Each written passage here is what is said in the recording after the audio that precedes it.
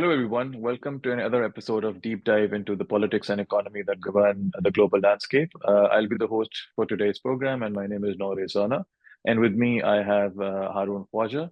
And those of you who are not aware, Mr. Haroon Khawaja has served as an advisor to the Prime Minister of Pakistan and as an advisor to the Chief Minister of Punjab. And in addition to that, I'd really want to highlight that Mr. Haroon Khawaja is a very well-established businessman and an entrepreneur in the United States who has his businesses expanding throughout the country. And that gives him a very valuable insight into the various economic and business-oriented dynamics that govern the country.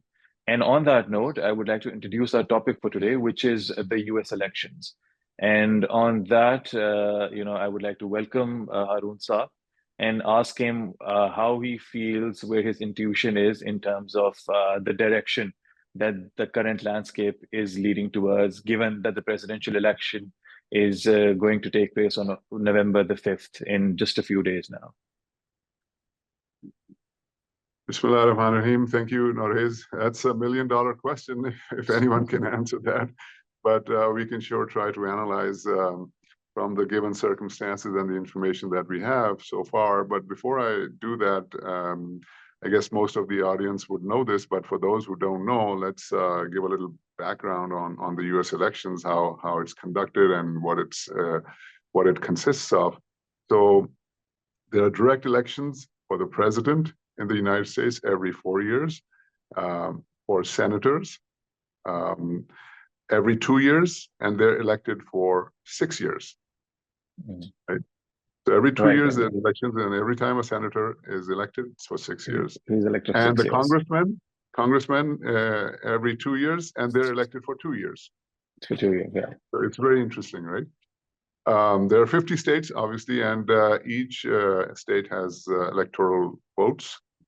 And there are a total of 538 electoral votes, which means that whoever reaches 270 in terms of the presidential race. Presidential elections, yes. Wins. So 270 wins the president of the United States. The balance of power in the United States is executive, which is the president's office, judiciary, the Supreme Court, and the judicial branch, and then the legislative branch, which is basically the Congress, which is made of House of Representatives and the Senate. So that's the slight background of the U.S. elections. Now, before we get onto the issue of maybe the president of the United States next week, I think it's also important to bring in the fact that who will be able to control the Congress. That's a very valid point. Control the House, and who will control the Senate.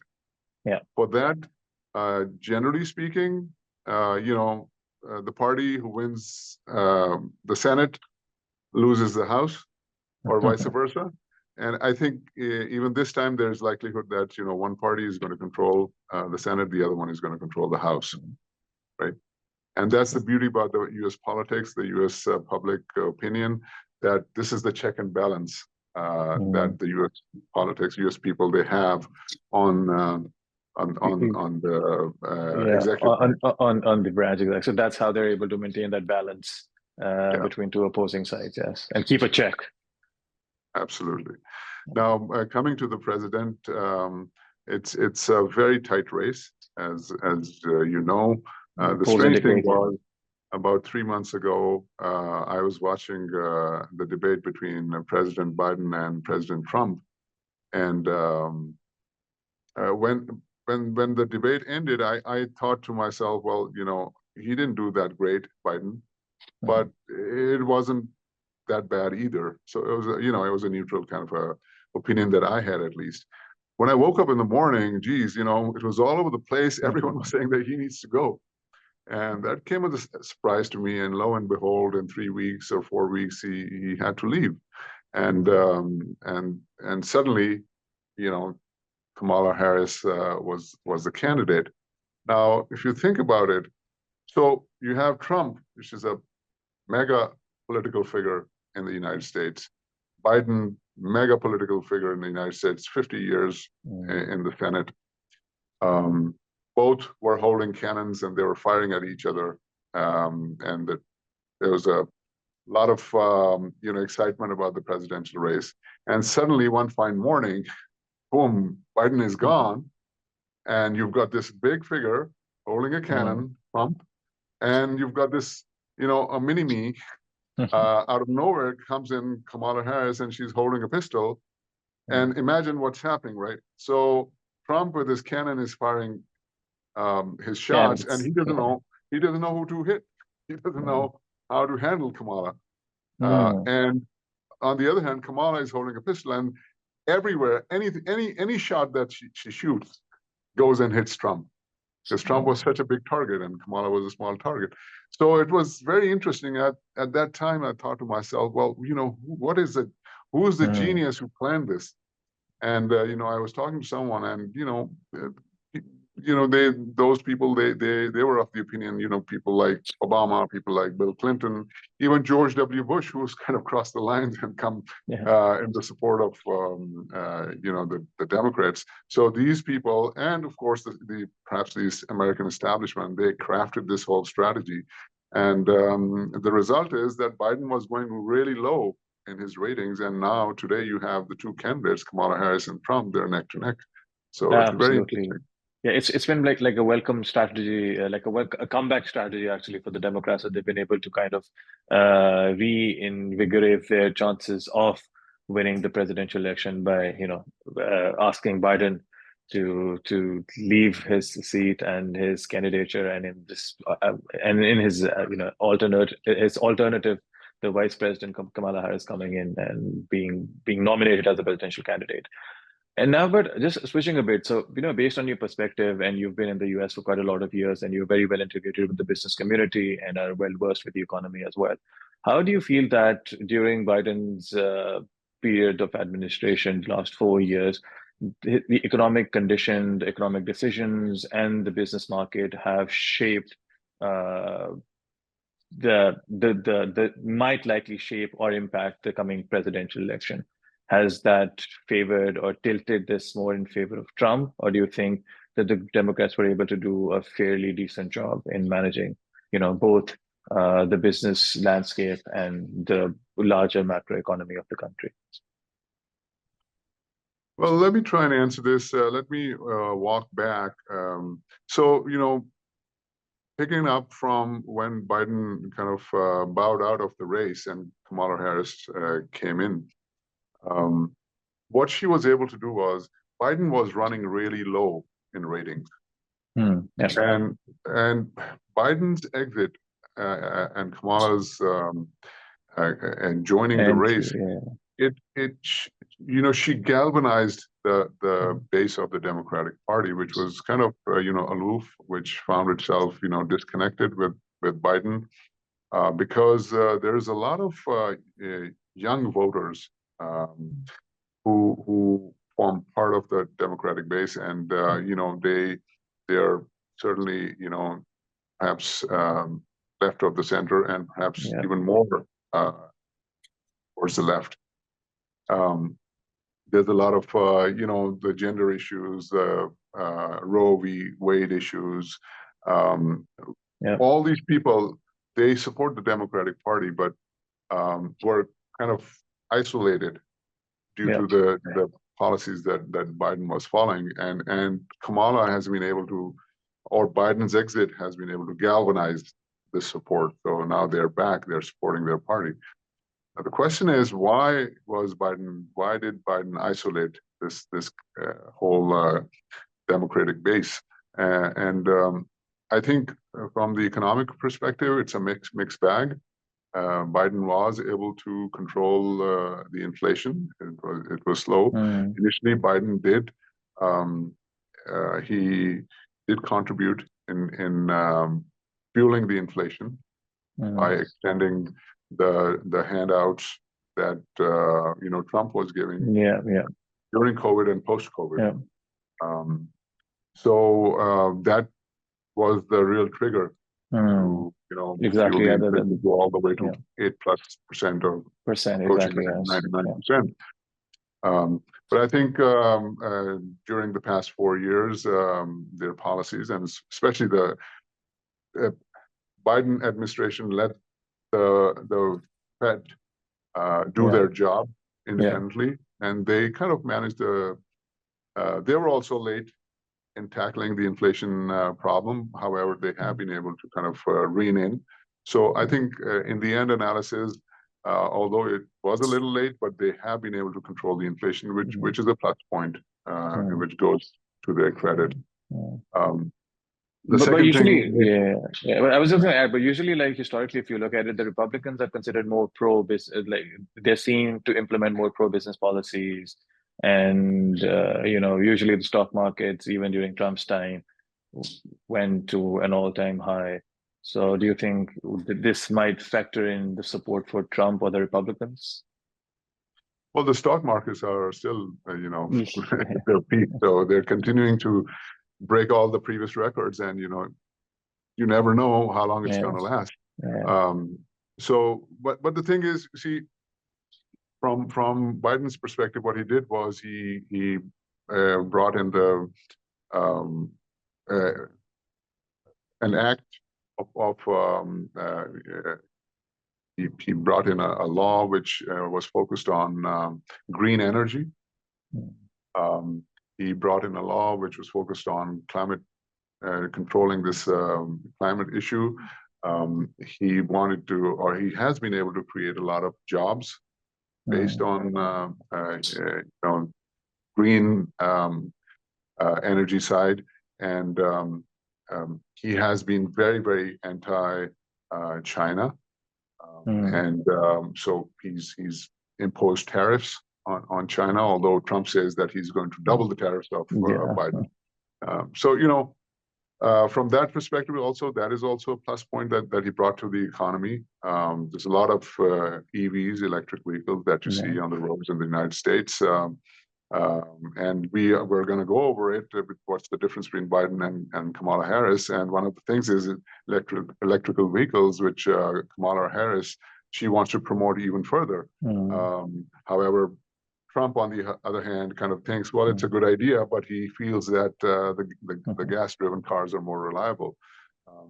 So this is a plus point to Biden, and also, they've been able to keep the employment, fairly low.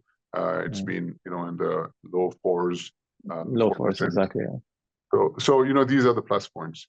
Now, the other side, if you have any questions, then I'll come to the negatives. No. I'm actually very curious to know, your take on the cons on the negative side as well. Yes. Right. So just like you said, that the Republicans are generally they're taken as a pro-business party. The Democrats, they have certainly focused on having a bigger size of the government. They have focused on increasing the taxes. The Trump tax cuts that were introduced in the first term of President Trump, they are expiring in 2025. And Kamala Harris, she has declared that if she wins, she's not going to extend those tax credits, which means that the tax rates are going to go, the corporate tax rates are going to go up to as much as 28%, which is pretty high. So higher taxation. The Democrats want to tax the rich and the billionaires more, which is good. But the higher, they believe, you tax people with higher tax rates, and then you help those who need. So they're like more focused on redistributive policies. Yeah, but on the other hand, the Republican side, they feel that you tax people more. That is a disincentive to work. This is a disincentive to invest and to create jobs and to energize the economy, which creates more taxes. If you energize the economy, it'll create more taxes. It'll produce more revenue for the government. If you increase the taxes, it's going to be a disincentive.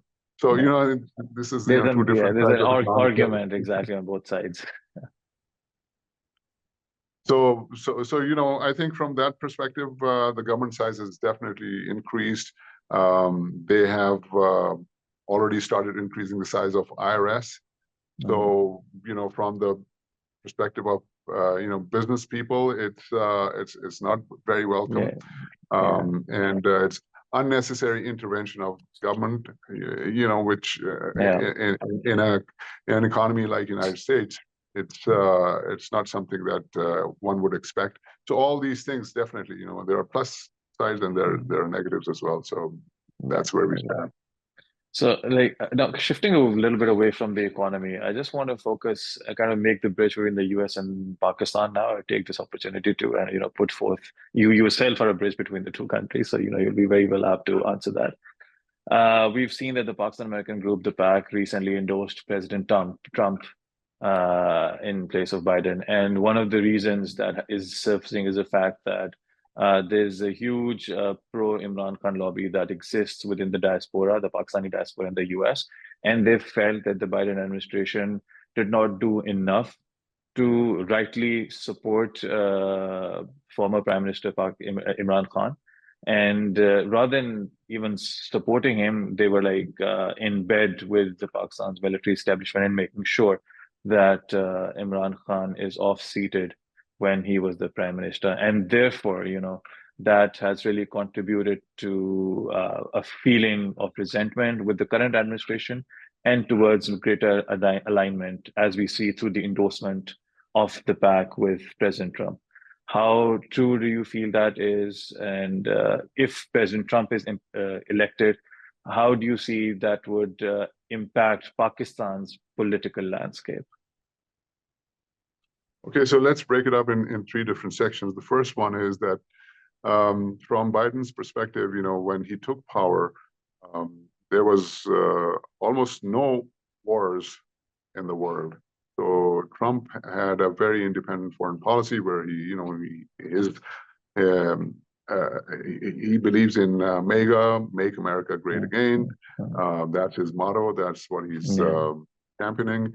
And his point was that, look, we've got our own problems that we need to fix, so we don't need to be the policeman of the world. And, the bigger economies, the strong countries in their own regions, they need to tackle the problems of the regions.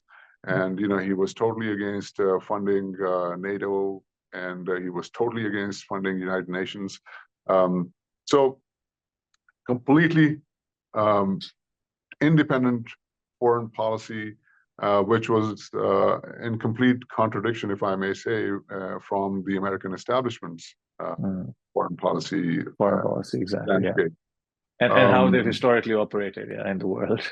Yeah, and as you saw, the moment Biden came, you've got Ukraine, you've got what's going on in the Middle East, and of course, Biden came up with the alliances, the arc of inclusion, which I keep talking about with Raza in our programs, where he started building an invisible wall against China and Russia. It started from Philippines all the way, goes through South China Sea. It starts from Japan, Philippines, comes all the way, India, goes to the Middle East, and it has to go all the way to Europe. In the middle comes Saudi Arabia and Israel, and that's the key component. And that's what Biden wanted. He wanted the two countries to normalize relationships so that this whole arc of inclusion could, complete. And then it was against China and Russia expanding their interests southwards and in the oceans. But then there's an arc of resistance. In fact, the axis of resistance, spearheaded by Iran, and which goes to Iraqi militia, the Houthis in the Yemen, the Syrian Alawites, then there's Hezbollah, then there's Hamas. So Iran stays at the back and operates through these the front ends. Now the thing is, this is Biden's policy, which is a complete 180 degrees from Trump's foreign policy. And so there's a method to this madness. There's planned intervention in different parts of the world, and this is what generally the Pakistani people think. That's what you were referring to, that whatever has happened in the past 2.5 years in Pakistan is, crafted. It was the United States is somehow behind it. So that's the first part. That in President Trump's tenure. There was nothing like that in Pakistan. In fact, he was at good terms with Imran Khan. Imran Khan, yeah. The next part of your question is, well, PAKPAC has endorsed President Trump. I'm not sure why they did that, and I mentioned that in another program as well. I feel that that's putting the cart before the horse, because the PTI itself has not endorsed anyone. I believe they're meeting someone today or tomorrow in the Trump camp, because they want, they met with the Democrats and now they're meeting with the Republicans. They want an declared policy on Pakistan supporting the release of Imran Khan or something. Nothing of that sort has come out from any party. So, for PAKPAC to endorse Trump seems to be, a little too early. Too exactly, the party itself, PTI, has not endorsed any party. So, PAKPAC is endorsing regardless. Coming to the third part of your question, what is likely to happen? I think, and I said that in another program with Raza, that, the PTI people think that, Trump is going to win on November 5th, and November 6th, he's going to pick up the phone and he's going to say, hey, release Imran Khan. So this is fairy tale. This is definitely not going to happen. Of course, President Trump, if he gets elected, he's going to take oath. Whoever gets elected is going to take oath on January 20th. Exactly. So I think that's one extreme. And then to expect that nothing is going to happen, and if Trump wins, then nothing's going to happen and things will stay the same, I think that's also far-fetched. I don't think that's going to happen either. The reality is likely going to be somewhere in the middle.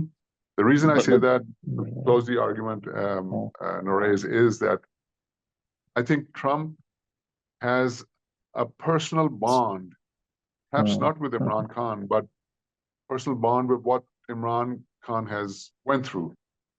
So if you look at it, what Imran has went through is almost exactly the same as what Trump has went through in the United States. Sexual harassment, corruption, misuse of authority and all that. Trump has all these cases. He's been running from pillar to post, one court to the other one, to the other one, right? So the only difference is that in Pakistan, in the United States, if you get a bail, you can walk out and go wherever you want. In Pakistan, you can't go out even if you have a bail. That's the only difference. So I think Trump has this certain kind of as I said, bond between what has happened to him and what has happened to Imran Khan. He may not have a bond directly with Imran Khan. He may not even remember who he is, or maybe he does. But I think what has happened to both of them, certainly there's a lot in common. Actually, that's a very fair analysis, and it's no one's actually really thought about it in that particular manner. It adds to that the personal flavor to how different policies and politics kind of shape the global landscape. And I think it does signal something quite optimistic for Imran Khan supporters, based on what you said, that even if it's not something on either of the two extremes, that Imran Khan is not getting released the very next day, or neither is it going to happen that nothing will change, but just, I guess, the mere fact, or the mere hope, sorry, that's a more appropriate word, just the fact that there's this mere hope that something pro Imran Khan can stem out of President Trump coming back into power. I think that really is the indication, or the indicator, that pro PTI folks, the diaspora and the U.S. are looking for, and that's why they're leaning more towards the Republicans at this stage, at this point in time. On that note, I think the elections are just a couple of days away, and we'll see how our analysis pan out and what the results are. And whatever it is, I hope it's able to usher a better day for the entire global landscape, because the U.S. there's no doubt the U.S. is the powerhouse, and whatever happens in the U.S. tends to have long-lasting impacts on the rest of the world. Absolutely, and we have to see the race is too close, at least on CNN and MSNBC and New York Times and Washington Post. As you know, in the United States, pretty much most of the media is kind of Democrat-leaning media. Exactly. So that's what you read in the newspapers, that's what you see on the TV. But I think on the ground, it's a different story. And the Trump campaign has never conceded to the 2020 loss. They say that it was tampered, it was managed by the establishment. And another similarity between the two. Absolutely. And so, the Republican base is very, very, charged up. They're expecting to win. They have a lot of support, no doubt. So let's see, what the results are. And it'll be interesting to see if Trump does not win, then what's going to happen. Yeah, that's a fair point. All right. So on that note, I'd like to thank you for your time. And hopefully we'll see you again with our next program, where we'll be focusing more on Pakistan. And we'll have the results of the US election by then as well. All right. All right. Thank you so much, Haroon. So thank you for your time.